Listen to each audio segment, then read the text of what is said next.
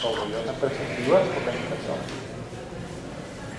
Bueno, yo voy a leer un texto, no soy.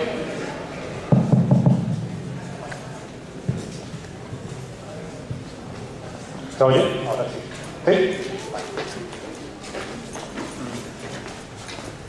Bueno, el título de mi conferencia aparece aquí detrás mío, hablar de Dios, la perspectiva teológica. Antes de iniciar la lectura, quisiera decir que en el peor sentido de la palabra, la conferencia que ustedes van a escuchar es clínica, digamos, en sentido de inconclusa. Sin embargo, yo espero que la conferencia les pueda dar una idea como de una cierta forma de hablar de Dios, que no es cualquiera tampoco, es la forma de hablar de Dios, o una forma de hablar de Dios muy propia de la tradición filosófica, se podría decir. Hablar de Dios, la perspectiva filosófica también. De hecho, desde el punto de vista de algunos historiadores de la filosofía, desde el punto de vista de Heidegger como filósofo e historiador de la filosofía, se podría decir que la filosofía ha sido ontoteología, es decir, ha sido fundamentalmente también teología, aparte de ser, bueno, que es ontología, siendo la ontología pues una parte central de la filosofía. Bueno, comenzaré mi intervención en esta serie de conferencias con la tentativa de limitar lo que en ellas tengo. No se puede ni se debe partir aquí de cero, ni tampoco proceder como si así se quisiera. Debo comenzar acogiendo como un hecho, más aún como una necesidad y como un imperativo, que esta conversación no emerge ex nihilo, a partir de la nada. Hacer como si ello fuera así sería pretencioso.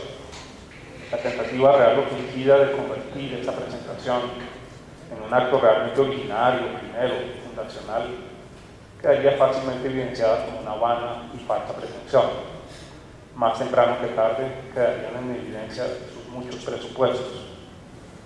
Una tentativa semejante la convertiría por lo demás en un acto incomprensible en la justa medida en que lograra aproximarse a lo infundado, a lo incondicionado, a lo arbitrario. En otras palabras, en la misma medida en que se pudiese convertir en algo así como un acto puro, en un acto exento de todo carácter reactivo y por ello mismo limitado, se convertiría en un acto que no responde a nada. Son las limitaciones dentro de las cuales está circunscrito ya desde siempre todo acto lingüístico las que finalmente hacen posible que tenga algún sentido. El lenguaje, cada uno de sus actos y también quizás la suma de los mismos son necesariamente circunscritos, finitos. Parto entonces en esta presentación de lo que me está previamente dado y recurro ahora específicamente al título general que se nos ha sugerido como pauta en esta serie de presentaciones. Me refiero, claro está, al título Dios en perspectivas, cuyo sentido solo podría ir emergiendo sobre el trasfondo tácito, o como ya es costumbre decirlo, sobre el horizonte tácito de las opciones desechadas, negadas. Voy a mostrar aquí en un momento otros posibles títulos que se hubieran podido dar y que nos delimitan el sentido del título Dios en perspectivas como título de este ciclo de conferencias. El título podría haber sido Dios en perspectivas, si fuese posible poner un título con minúscula en su primera palabra. Los dioses en perspectiva, lo divino en perspectiva o en perspectivas, Dios en la justa perspectiva, Yahvé en perspectiva, Padre, Hijo y Espíritu Santo en perspectivas, Dios, entre comillas, en perspectivas, el Dios católico en perspectivas, o finalmente Dios en perspectivas, el ciclo de conferencias o de charlas. Este último puede sorprender un poco, se da por sobreentendido, pero ponerle como título Dios en perspectivas a una conferencia es ya suponer que de él se va a hablar, no otra cosa. Bueno, vaya a decir de inmediato que tampoco este título es un punto de partida absoluto. Pretendiendo ser él mismo, el título, no más que una simple señal de orientación hacia las diferentes perspectivas a las que alude y concita y a las que pareciera querer dar discretamente paso, aunque anteponiéndose o superponiéndose de hecho a todas ellas, este título supone ya él mismo una determinada perspectiva. Con mayor razón, la inicial tentativa de delimitar el tema de mi intervención debe buscar una primera orientación y perspectiva en la pauta recibida. Sin embargo, deseo recalcar que al dar inicio de esta manera a mi presentación no procedo, en este caso, como acaso en otros, por simple costumbre o cortesía, por un simple prurito de claridad o por alguna otra ocasional exigencia de estilo o de etiqueta. Bien puede afirmarse que la delimitación del tema es, en este caso particular, podría decirse en este, el más particular de los casos, una inexorable necesidad y que no lo es en virtud de alguna contingente cuestión de forma, sino por una razón sustantiva, de fondo, de contenido. Lo es ya no solo en virtud de que la naturaleza finita del lenguaje y del pensamiento así lo exige, sino en virtud de la naturaleza misma de lo que aquí es tema, Dios. Si es que de este Dios puede decirse que posee una naturaleza, quiero decir, algo así como una esencia que lo obligue a hacer de esta o aquella manera, más no, perdónense, más fácil, más no de esta o aquella otra. Pues hay dioses que no son de esta manera, sino que son de esta manera y de la otra, o los hay que no son de la manera en que se es de esta o de cualquier otra manera, dioses sin manera, dioses inefables. Al referirme aquí propiamente quizá a lo que la naturaleza misma de Dios exige de una exposición que lo ponga adecuadamente en perspectiva, voy dando ya entrada y poniendo en juego una determinada, aún tácita precomprensión de lo divino, a propósito de la cual se hace inaplazable dar respuesta a la pregunta que el título de este ciclo de conferencias plantea a cada uno de los participantes. ¿De cuál Dios se ha de hablar y desde qué perspectiva se lo ha de hacer? De ninguno en particular, sino de Dios o de lo divino en general, suponiendo que los dioses tengan todos ellos algo en común. Se ha de hablar de lo que en ellos es su naturaleza compartida. Hemos, por tanto, de esforzarnos aquí por un concepto de lo divino y no directamente por el conocimiento de un Dios singular. Podemos, por el contrario, de hablar escogidamente de uno entre todos los dioses, o si, acaso, los dioses no fuesen un género o especie compuesta de una pluralidad de singulares, si Dios solo hubiese uno, hay para su contemplación una perspectiva privilegiada. Pero sin ir tan lejos y sin preguntarnos por el conocimiento cabal de este Dios, ¿cómo procedemos en un primer momento a identificarlo, siquiera como foco de las diferentes perspectivas desde las cuales se lo mira? Hemos de comenzar diciendo justamente que este Dios, es decir, Dios, es justamente lo único, lo irrepetible, lo extraordinario por antonomasia. ¿Es la teología una ciencia que, como otras, tiene por objeto lo universal? ¿O es un discurso excepcional sobre lo único, con mayúscula? Pero no es la distinción entre lo excepcional, entre lo particular y lo universal, un antropomorfismo propio del lenguaje que se le estaría imponiendo arbitrariamente a lo que por principio rebasa lo humano, bien sea por ser lo único o por serlo enteramente otro. Entre otras cosas, ¿qué perspectiva es ya esta respecto de lo divino? la que lo pone en mira a través del habla, a través del lenguaje, hasta qué punto se aviene a lo divino que de él se hable. Bueno, de todas formas, sentaré aquí un punto de partida, y ese punto de partida, que llamaré el principio teológico de esta presentación, reza: Dios es lo infinito. Con este principio doy una interpretación definida de lo que en el título Dios en perspectivas aparece como sujeto.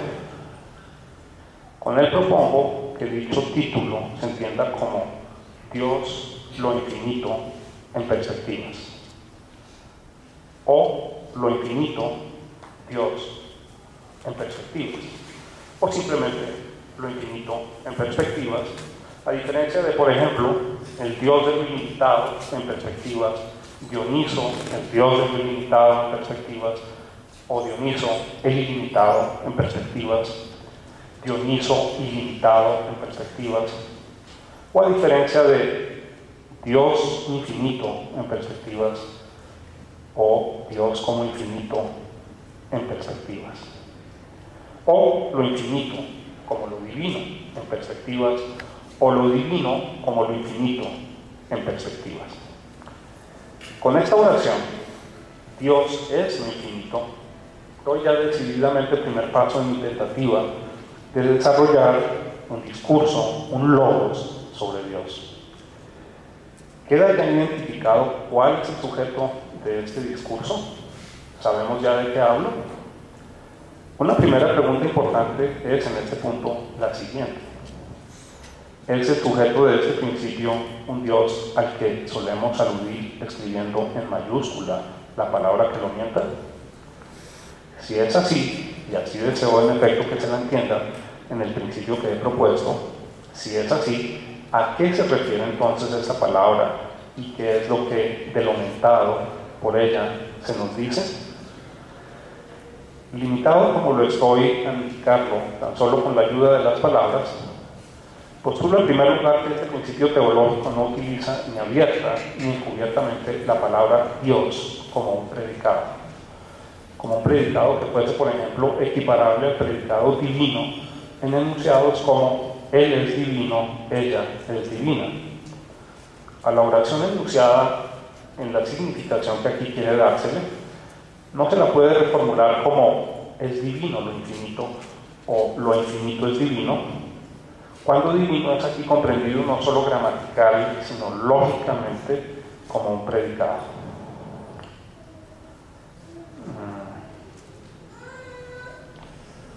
Vamos aquí un vistazo a la diapositiva 4.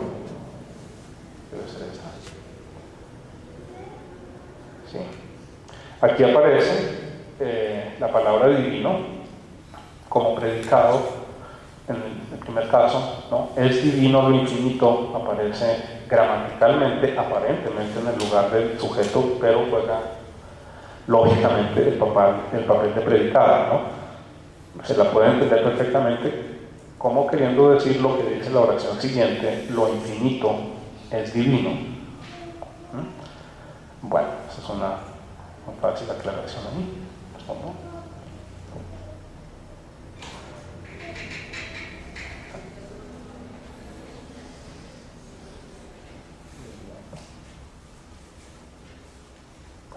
Debería brincar al texto, sí. Bueno, venía diciendo que en este principio que llamó primer principio teológico de este discurso que hoy desarrollo sobre Dios en esta conferencia, ha de entenderse la palabra Dios como sujeto y anterior a lo que requiere la palabra, entenderla pues como sujeto lógico. Tampoco se puede reformular este principio con la primeramente extraña pero posible enunciación: lo infinito es Dios, o es Dios lo infinito, en la que ahora tendríamos un predicado en mayúscula, como cuando decimos el filósofo, para referirnos a Aristóteles, o cuando decimos el divino para referirnos a Platón, o cuando decimos el sabio, o el sabio incluso, con mayúscula también el artículo, para referirnos a Alfonso el sabio, o para referirnos a Solón el sabio, queriendo así con ello singularizar a un individuo excepcional por encarnar él como ningún otro, o como pocos, un atributo, un predicado, más exactamente por encarnarlo de manera superlativa, por ser él no una, sino la encarnación de la sabiduría. El filósofo, es decir, Aristóteles, es llamado así por ser él o encarnar al filósofo por antonomasia, por excelencia, o por ser el filósofo en grado superlativo, bien sea que con ello queramos decir que ha sido, es, y acaso queremos decir también que será el más grande de los filósofos. Si fuese en este sentido, si fuese en el sentido análogo que dijésemos que lo infinito es Dios, o Dios es lo infinito, entonces podríamos reformular nuestro principio diciendo lo infinito es lo divino por excelencia. Estaríamos diciendo algo así como en el universo de lo divino, aquello que encarna en grado sumo el atributo de lo divino es lo infinito, y aquello que le confiere en grado sumo la calidad de lo divino, y por tanto, en grado sumo la calidad de lo divino, y por tanto es lo divino sin más, no es otra cosa que la infinitud. Y si pudiese decirse que no solo ello es infinito, si en el universo de lo infinito hubiese otros tantos infinitos, entonces aquello que le conferiría la calidad de lo divino no sería cosa distinta que su particular infinitud, que no es otra que la infinitud en grado sumo, la infinitud como predicado mayúsculo.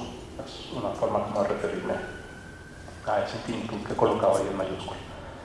Aquí cabe plantear tangencialmente una pregunta acerca de lo divino, entendido ya no como sujeto, esto es como lo que encarna la divinidad en grado sumo, sino como predicado, esto es como aquello que le confiere su divinidad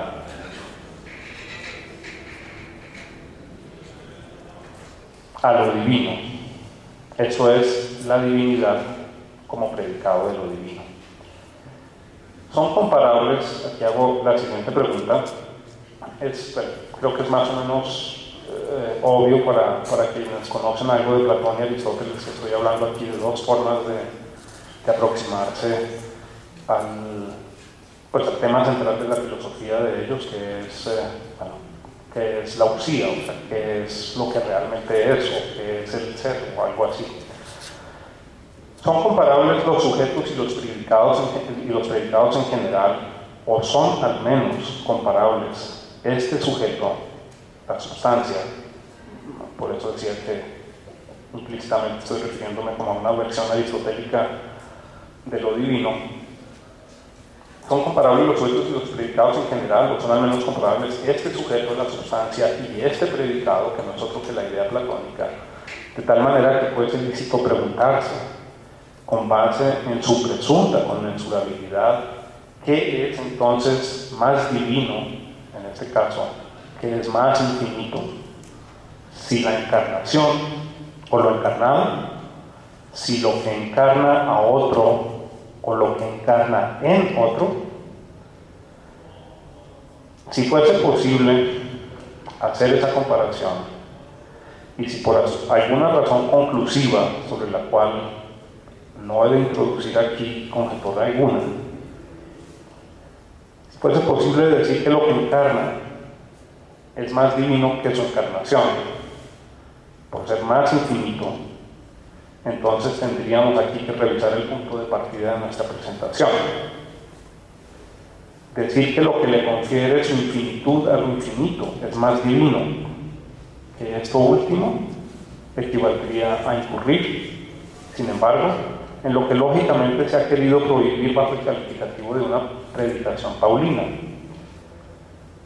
Equivaldría a decir esto algo como La infinitud es más infinita que lo infinito. La infinitud es lo verdaderamente finito o es verdaderamente infinita.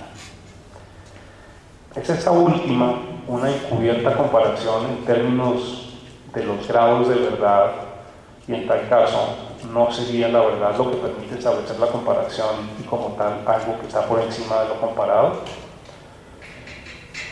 Sea como sea, ejemplos clásicos de lo que aquí llamamos predicación paulina se los encuentra en la obra de Platón. Ejemplos tales como lo bello mismo, que es el nombre que tiene Platón para la idea de lo bello. Lo bello mismo es lo único realmente bello y podría decirse, por ende, lo más bello. La belleza de lo bello mismo, aquí casi que tocaría poner una mayúscula, ¿no?, en bello mismo. La belleza de lo bello mismo está por encima de la belleza de cualquier cosa que la encarne, así sea en grado superlativo, y es por lo tanto a lo bello mismo que debe dirigirse el pensamiento si quiere realmente acceder a lo divino. Es esto último lo mismo que decir que lo bello mismo es la única encarnación de sí, o equivale más bien a decir que lo bello mismo no tiene ni puede tener encarnación alguna. Se sabe, claro, que hay una clásica, o más bien una muy cristiana y muy católica forma de disolver esta pregunta, sosteniendo que la encarnación y lo encarnado son, al menos en el más particular de los casos, uno y lo mismo.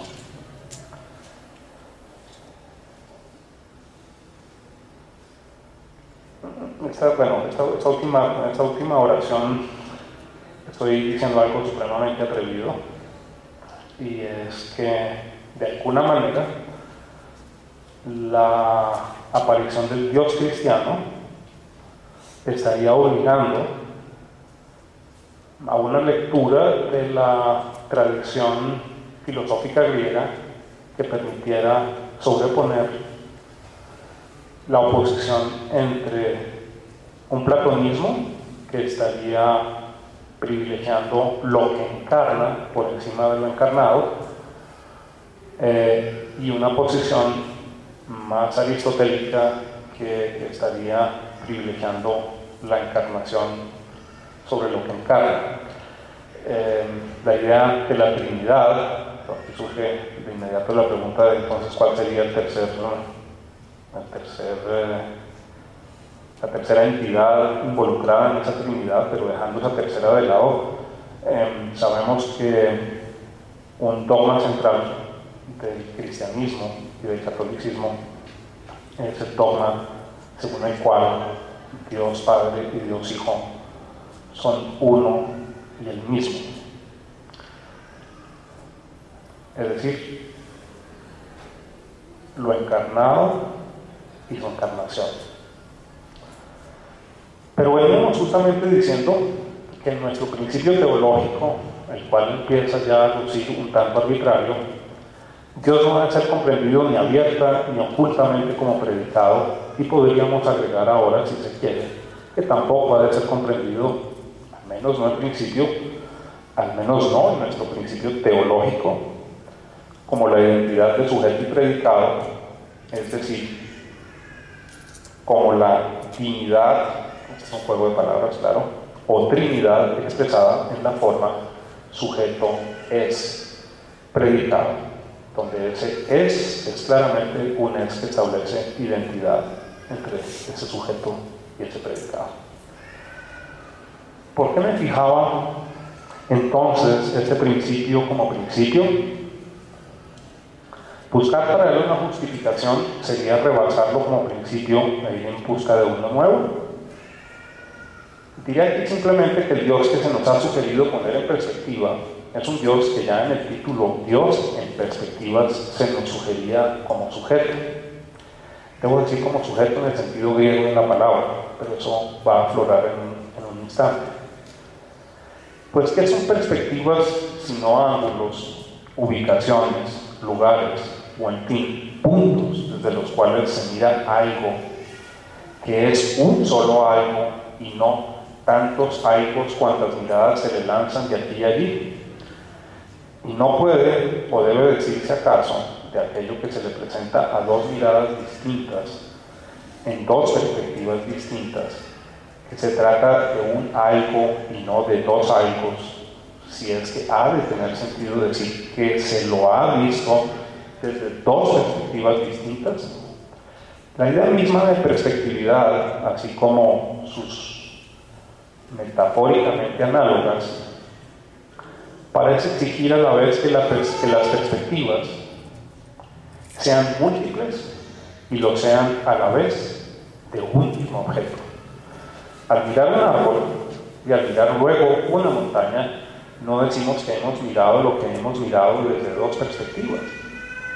Ahora bien, no es este algo, el objeto en su unidad, o lo mirado en su unidad, lo que debe poder ser mirado desde varias perspectivas y en sus respectivas facetas, y lo que correspondientemente, y esto es lo importante aquí para sustentar por qué parto yo del principio de que parto, repito, no es este algo, el objeto en su unidad, lo mirado en su unidad, lo que debe poder ser mirado desde varias perspectivas y en sus respectivas facetas, y lo que correspondientemente debe poder adquirir en el lenguaje el carácter lógico de un sujeto. No se refieren los sujetos de nuestras oraciones a objetos en el anterior, en este amplio sentido de la palabra. Si así es, una aproximación discursiva a Dios como objeto de diferentes perspectivas y como respectivo sujeto de predicación debe obligadamente partir de presentarlo como sujeto, es decir, lógicamente hablando como sujeto posible de múltiples predicaciones, así como objeto posible de múltiples miradas. Pues es a sujetos a los que primeramente se refiere nuestro lenguaje. Quizá fue esto lo que Aristóteles quiso significar al proponer, mediante una formulación aparentemente torpe y contradictoria, que lo que fuese concebido como la primera de las categorías fuese precisamente el sujeto. Y esto suena torpe porque la palabra categoría en griego traduce predicación. Quizá fue esto lo que Aristóteles quiso significar al proponer que a la entidad primera, a lo que él llamaba la proteusía, entendida como lo que primeramente es, o incluso entendida alternativa o complementaria, o en todo caso platónicamente como aquello que le confiere a lo que es su ser, es decir, la entidad de lo ente o de los entes, se lo considera como sujeto primero. Esto, vamos, para quienes han hecho una lectura de categorías, el famoso texto de Aristóteles, pues esto es simplemente una reproducción casi que literal de lo que ahí aparece. Así pues, bueno, de eso y de algunos pasajes de metafísica, libro séptimo en particular. Así pues, nuestro principio, digo, pues el principio que yo arriba llamaba el principio teológico, rezaría tanto como Dios, en tanto sujeto primero, es lo infinito. En la medida en que se lo conciba estricta, esto es, simple y llanamente como sujeto primero de predicaciones, no sería posible comprender la palabra de Dios de otra manera que como un nombre propio. Entenderlo de otra manera sería reintroducir de una u otra forma los nombres propios que, como sabemos, sería, sí, perdón, aquí se me escapó alguna palabra. Entenderlo de otra manera sería reintroducirlo a Dios de una u otra manera, o reintroducir la palabra de Dios de una u otra manera como predicada. Los nombres propios, como sabemos,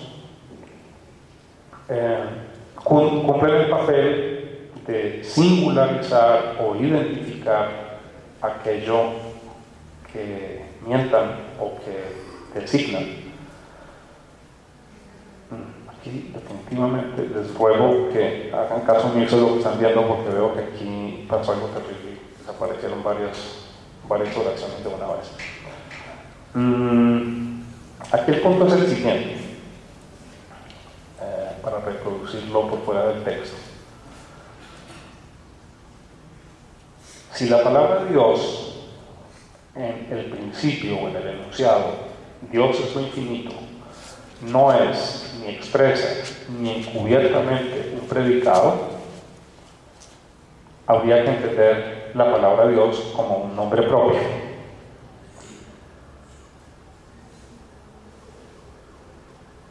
Por lo tanto, cabría decir que el principio lo podríamos enunciar de la siguiente manera, diciendo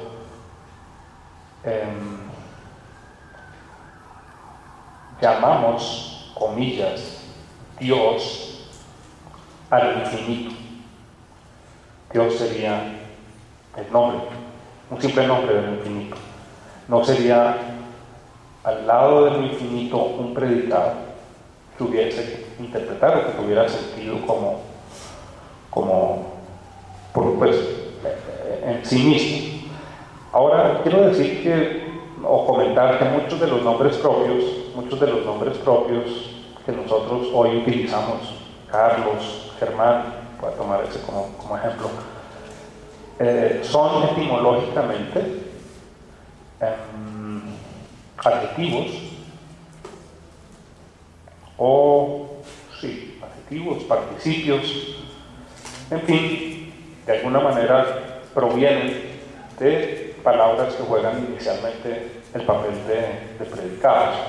En el caso concreto de Germán, por poner un ejemplo, el nombre mío, hay dos etimologías posibles, una de las cuales remite al latín, y según esa etimología la palabra significa algo así como hermano, lo cual no es un nombre propio, sino es, un género, sí, podría decirse que es un género, de todas maneras es un predicado. Y la otra, que se remite al alemán, realmente es una palabra compuesta que significaría el hombre del ejército, o hombre del ejército. Con lo cual, una vez vemos que el nombre propio inicialmente es algo distinto de un nombre propio.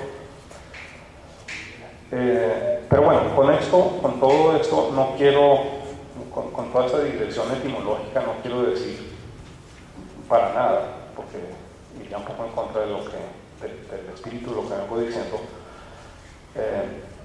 No quiero desvirtuar para nada la idea de que podemos utilizar ciertos nombres o ciertas palabras como nombres propios, haciendo caso completamente omiso, ¿sí? o pasando completamente por alto la posibilidad de que fuesen concebidos inicialmente como predicados. Ahora, si el principio dice Dios es lo absoluto y Dios es allí simplemente un nombre, el paso siguiente sería preguntarse si en ese mismo principio Dios es lo infinito. Lo infinito puede ser comprendido también como un nombre propio. Entonces aquí sí ya puedo seguir con el texto en el párrafo que sigue. Nuestro principio adquiere entonces el siguiente significado: Dios es el nombre de lo infinito o el nombre para lo infinito. La palabra de Dios sería un nombre propio de la manera como Germán Meléndez resulta ser el mío. Aquí tendríamos la explicación, toda la explicación, de por qué Dios se escribe con mayúscula sin ser un predicado superlativo. Así escribimos los nombres propios. Por ejemplo, Río Amazonas Y no por ser el más grande de los ríos, o el más río de los ríos, o el río por excelencia, o el río sin más, o el río en sí, o lo que más lo ejemplifica o representa, ni tampoco por ser este río el más Amazonas de los Amazonas. No concebir esta palabra simple y llanamente como un nombre propio sería convertirla abierta o encubiertamente en signo para un atributo o conjunto de atributos a los que a su vez se les estaría atribuyendo la virtud de poder identificar inequívocamente al aumentado por ella. Con lo cual habríamos regresado a una interpretación de Dios como predicado, que era la que se quería evitar. Ahora, si el principio Dios es lo infinito, significa más exactamente Dios es el nombre de lo infinito, entonces podríamos para mayor claridad introducir algunas afirmaciones equivalentes o necesariamente implicadas en él. Lo nombrado cuando hablo de Dios es lo infinito. Quiero decir que lo infinito es a su vez otro nombre propio para Dios, como cuando digo que Juanes es el mismo Juan Esteban, pues Juanes no es otra cosa que el nombre artístico de Juan Esteban. Este no parece ser el caso. Para empezar, si lo fuera, mi principio teológico habría optado por empezar declarando que existen diferentes nombres para una misma cosa que llamamos Dios, lo absoluto, etc. Sin que aún sepamos qué es lo que lleva a estos nombres. Pero el propósito de mi primer principio teológico quizás se lo recuerde aún, identificar de qué estamos hablando. Y este principio no ofrece una respuesta a la pregunta por la identidad de este Dios del que hemos empezado a hablar, excepto para quienes ya lo tuviesen identificado con alguno de los nombres de la lista. Por ejemplo, de mi lista de 2 nombres, asumiendo que lo infinito fuera simplemente otro nombre.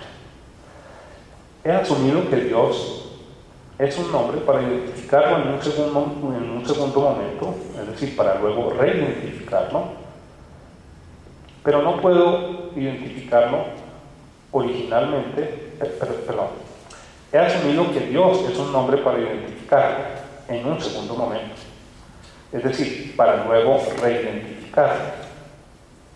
Es decir, uso el nombre de Dios para, habiéndolo identificado en un primer momento, poderlo reidentificar en un segundo momento.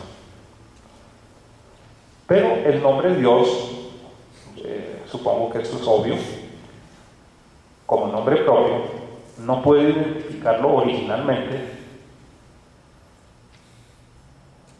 pues ningún nombre propio que no lleve una caracterización implícita del aumentado a través de alguno de sus predicados puede hacerlo. Así pues, si el propósito del principio era identificar a Dios, ese propósito se frustra de entrada si lo único que hago es enumerar sus nombres. Si deseo aún que estos nombres me identifiquen algo y en adelante, como nombres, me sirvan para referirme unívocamente a ello, debo realizar un acto ostensivo. Por ejemplo, un acto de bautizo, por medio del cual dejo en claro que esto o aquello es lo que en adelante lleva o llevará el nombre de Dios. Ahora bien, limitado como lo sigo estando al uso de las palabras, a los confines del lenguaje, del habla, este acto ostensivo tendría que realizarse también por medio de palabras.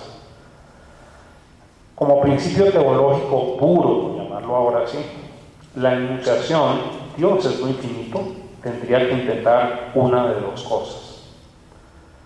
O bien, buscar el punto de partida para una presentación discursiva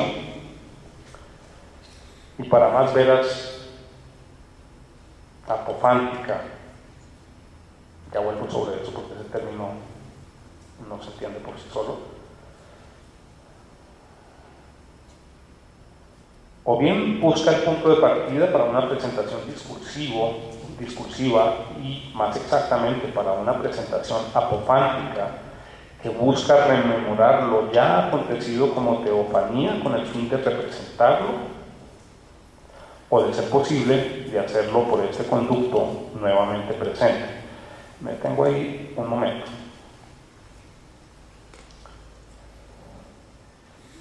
Se trata de identificar a Dios.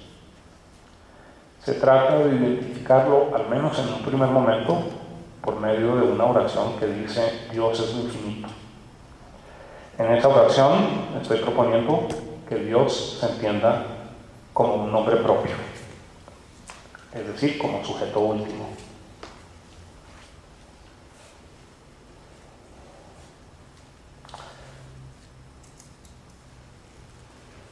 Si esa oración debe poder realmente permitir identificar a Dios o comenzar a identificarlo, no puede ser un simple listado de nombres lo que esté dando yo a través de ese enunciado. Y para que eso no sea un simple enunciado, un simple listado de nombres, tendría que estar sucediendo una de dos cosas. O bien, este principio, una de dos cosas. Primero, este principio es el punto de partida de una presentación discursiva de algo que se ha presentado previamente de manera extradiscursiva, es decir, por fuera del lenguaje, en un evento que yo llamo aquí teofanía, que es simplemente un nombre para ese evento, un nombre que por etimología lo único que quiere decir es presentación de Dios o aparición de Dios. Eso es lo que significa teofanía en griego.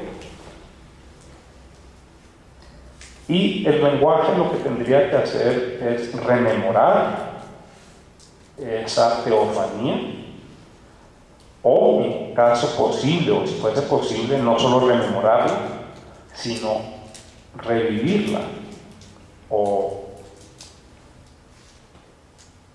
es decir, hacer posible por medio de las palabras con las que se rememora la teofanía, hacer posible no simplemente una representación de Dios, sino la presentación de Dios mismo. O sea, que Dios mismo se haga presente con la ayuda del discurso, con la ayuda de las palabras.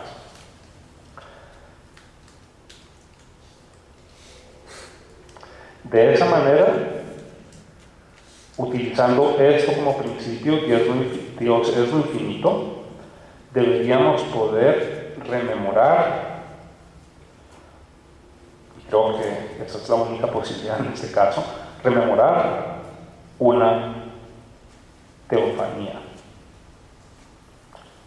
Y el nombre de Dios sería el nombre para lo que se ha revelado en esa teofanía, y la palabra o la expresión lo infinito sería una forma privilegiada, un inicio privilegiado para poder identificar qué es lo divino en esa teofanía, o qué es lo que se ha manifestado como lo divino en esa teofanía.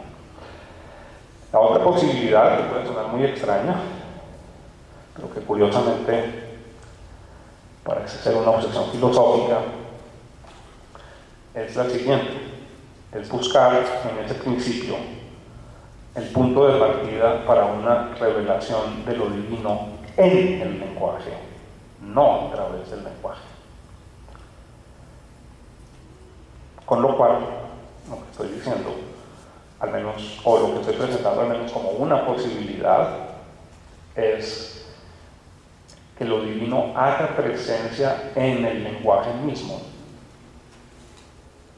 no por fuera de él, y que el lenguaje no fuera simplemente un medio de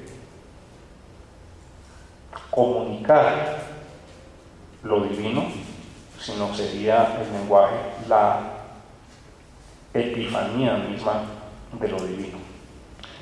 Digo que eso puede sonar extraño, pero entre más se internan los filósofos en la extraña actividad de hablar de Dios, más se van convenciendo de que el hablar de Dios es él mismo una forma que tiene Dios de revelarse, sino la forma que tiene de revelarse. Es decir, la teología sería ella misma revelación. Sea como sea, nos vemos ahora conminados a pensar lo infinito como atributo de Dios o como predicado. En nuestro principio teológico, Dios es lo infinito. Reiteramos que este principio busca identificar de qué Dios habla nuestra incipiente teología. Con base en esta última reiteración, quisiera introducir una primera observación, quizás la última,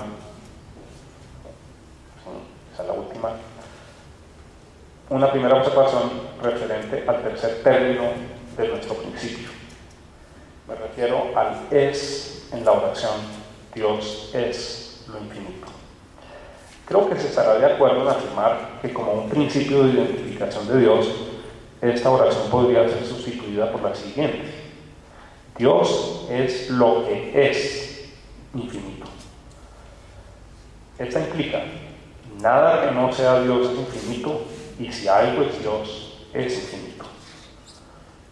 Esto equivale a decir que es propio o privativo de Dios ser infinito, y es por ello que nuestro principio permite identificar a Dios siempre y cuando sepamos identificar a su vez lo infinito.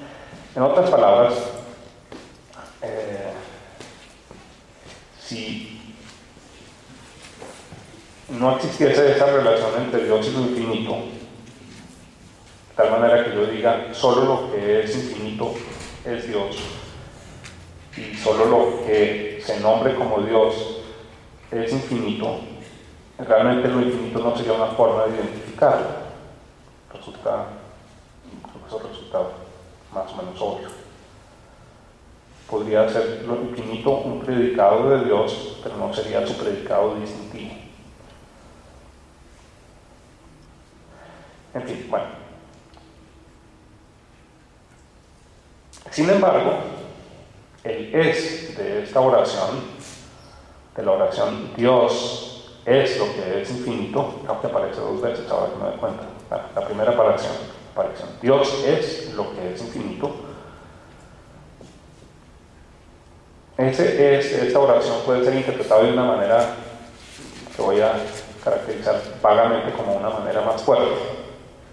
Podríamos estar no simplemente estableciendo al infinito como propio de Dios, esto es como un atributo que nos permite identificarlo, sino que podríamos estar concibiendo lo infinito como algo así como el primero de sus predicados, en este sentido de primero, en el sentido de que los demás predicados, que también pudiesen ser de distintivos, emanen justamente de su ser infinito, del hecho de que no existe nada por fuera de él, por ejemplo, si eso es lo que se entiende por infinito. Pongamos, por ejemplo, para ilustrar esto, el poema de Parménides, que es un texto famoso de la tradición filosófica. Allí Parménides está hablando, aunque el ejemplo es un poco confuso porque Parménides está hablando del ser mismo, pero del ser, dice Parménides que el ser es uno en el sentido de ser único, porque no existe nada por fuera de él, porque el no ser no existe, por lo tanto el ser es único. Por otra parte, el ser es uno en el sentido de continuo, por ser indivisible, porque dentro de él tampoco cabe el no ser. Podría decirse entonces, pues una interpretación, no sé, de pronto algo controvertible del poema de Parménides, que algunos de los rasgos del ser en Parménides son rasgos que se derivan de un rasgo principal, que es, o de un hecho fundamental, y es el hecho de que lo que no es, no es, y por lo tanto lo que es lo único, no hay nada por fuera de él. Podríamos agregar aquí que eso es una cierta forma de entender que el ser en Parménides es infinito. Es una cierta forma de entender que el ser de Parménides es infinito. Y lo digo así porque sabemos que el ser de Parménides es una esfera, y como esfera no es infinita. pero no me voy a poner aquí a hacer el ejercicio aristotélico, ¿sí?, de distinguir los diferentes sentidos de infinito en un texto donde ni siquiera aparece la palabra infinito, como el poema de Parménides. Lo que estoy diciendo, lo estoy diciendo para ilustrar, para decir que existe la posibilidad de que en un discurso sobre algo, más exactamente en una ciencia sobre algo, algunos predicados jueguen en relación con otros un papel explicativo. Es decir, es la presencia de unos predicados la que explica la presencia de otros. Queda entonces en suspenso la cuestión de si este predicado, el de lo infinito, juega o no ese papel en el principio que yo acabo de establecer. Si ello fuese así, el principio teológico no estaría solamente identificando a Dios, sino estableciendo algo así como su esencia.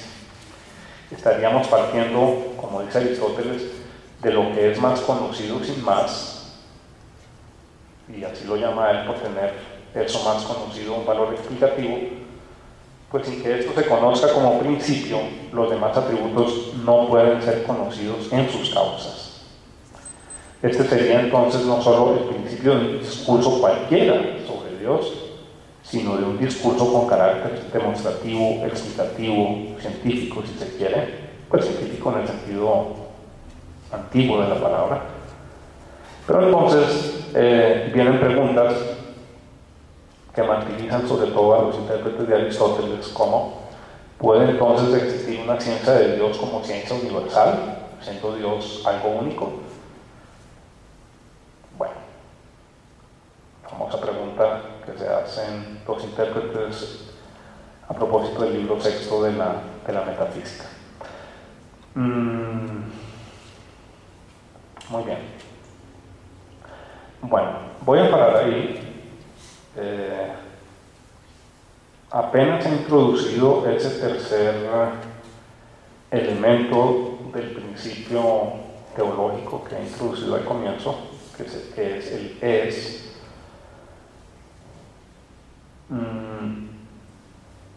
Y para finalizar, quisiera regresar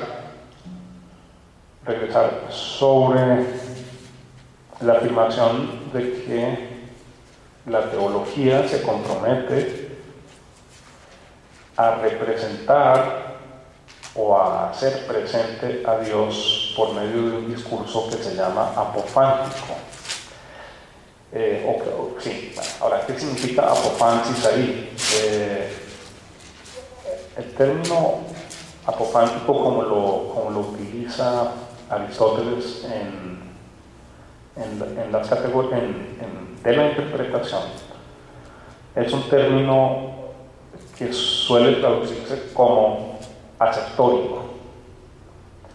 Para hablar de discurso como un discurso apofántico, traducimos eso como discurso aceptórico, de tal manera que el ejemplo más claro, o digamos el elemento fundamental de todo discurso apofántico, de todo discurso aceptórico, es la aserción.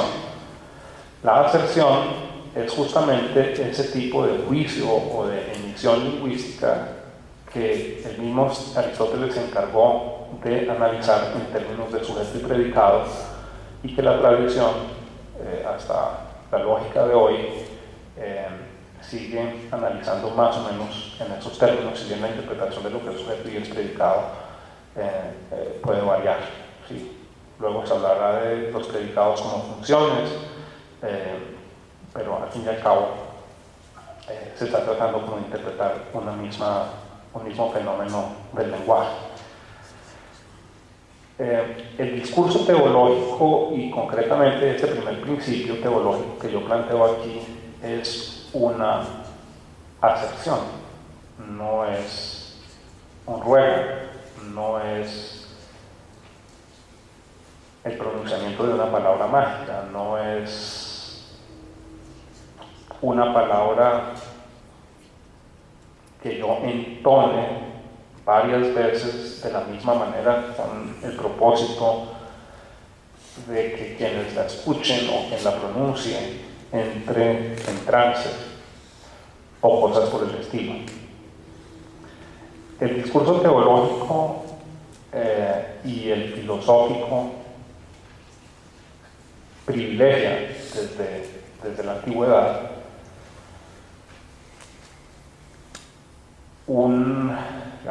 una función particular del lenguaje, que es la enunciativa, que es la asertórica por encima de otras funciones. A mí se me invitó ciertamente a hablar sobre Dios, y yo hubiera podido interpretar eso de una manera quizá excéntrica.